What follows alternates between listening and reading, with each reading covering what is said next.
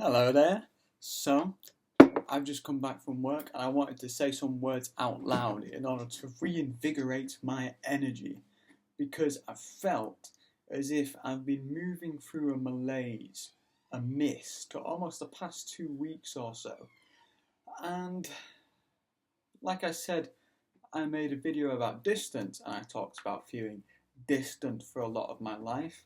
I suppose feeling as if I'm moving through a mist is an extension of that feeling, and I had that overcome me the past few weeks.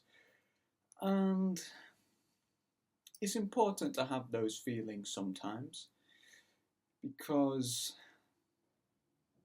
I can understand how I do not want to be. Now, I enjoy being quiet, contemplative, taking time, being still. I enjoy these things, but being in a state of almost numbness doesn't work. And I felt that the past 2 weeks. But it's shaken off now. Me speaking right now is proof that I am shaking that off. But it's important that I felt how I felt. Because now I can really value how I feel right now. I felt in touch with feeling. It's almost like I'm back. Something's popped and my energy's back. Because my energy dwindled a little bit there. It's almost as if I've been making a lot recently, I've been doing a lot, and I just needed some time to sit and just let my mind calm down so that I could breathe, come back with some energy, which is why I am speaking now. Feeling the energy. So it's important for me to consider what I have learned, okay? How do I shake myself out of those funks? How does that happen? Well, action. Action is the way, okay? You see this painting here? This has taken me much longer than I expected it would have because I got stuck up about how it would be, how it would look in the end. My mind was trying to control the outcome of what that looks like rather than just my actions leading to this, which ultimately my actions were going to lead to the completion of this painting. My mind was attempting to control what was happening. My mind was attempting to influence an action that was always going to happen. And that's not to say that action must always move at a consistent rate. There can be no breaks. I don't believe in that. But the kind of malaise that I was in, it was an unconscious buffer between action. Rather than a moment of stillness in order to benefit action, it was as if I was delaying the action that resulted in this finished piece. So I'm aware of the value of action. I've always been aware of the value of action, but it's important to have these reminders. And I've been reminded of that. And I was considering it today. I considered action's important. Is it possible for me today to keep moving forward, to keep taking that next step of action? And it is possible. And this is where things get interesting. It is possible, but the mind, my mind, tells me that it's not possible. And that's interesting. Why does my mind do that? My mind almost convinces me that it's impossible for me to do that because it's aware of how real and how sensitive that experience would be of just taking the next step always. But that energy that I'm expending when I'm taking those next steps, if I don't do that, it closes off. And this is where the numbness comes into play. Because all that energy that wants to come out, wants to be free, wants to let go, it's contained inside.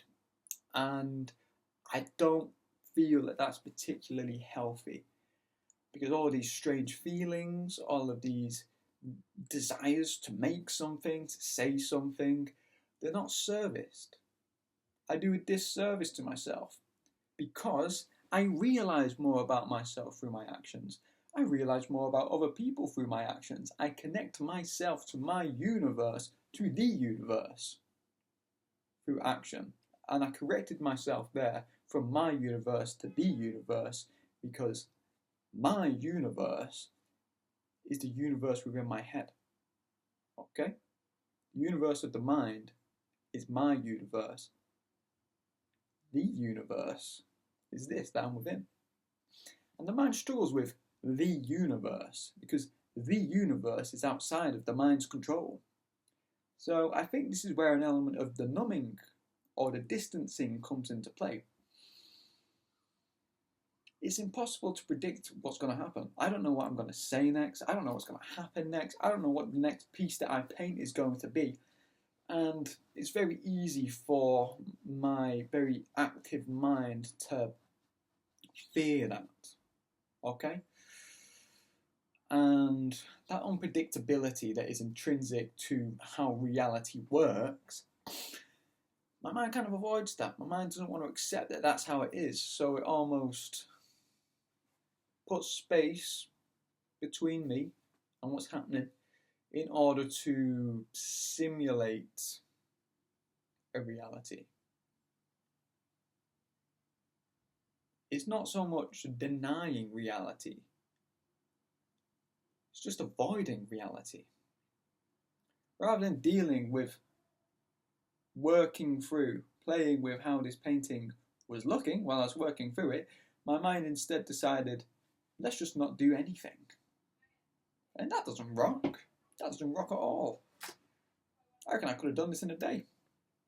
But my mind, with these buffers that it put upon my action, in fact made it so that this painting took 3 days.